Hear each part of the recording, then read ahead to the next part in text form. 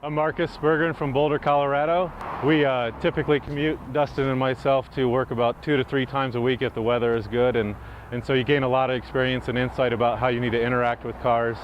And Boulder, especially just with the traffic volume, you really have to be careful and have a second sense about things when you ride. And just want to explain a little bit about what happened at this intersection. We had a bike-car interaction. We were traveling eastbound on Valmont here, just across foothills, going at a pretty rapid pace, but keeping our wits about us. And a car turned in front of us into the parking lot here at the auto body shop, and we didn't have time to react or slow down, and slammed on the brakes, skid for a little while, and hit the car.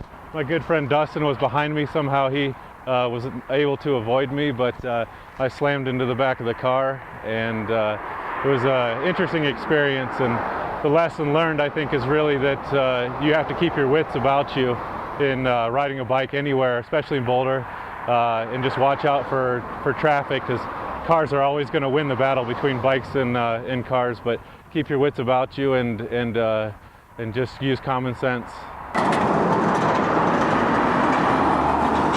I think one of the biggest things that happens most often is when you're in the bike lane, cars can tend to drift, and when you've got a big dump truck or something like that, they can get really close. And so you just really need to keep your ears open and listen for what kind of trucks and cars are going to be coming by you. And I never recommend wearing earphones when you're riding. I know it's fun with music, but you really have to keep your eyes and ears open. And my message to riders is it's a two-way street.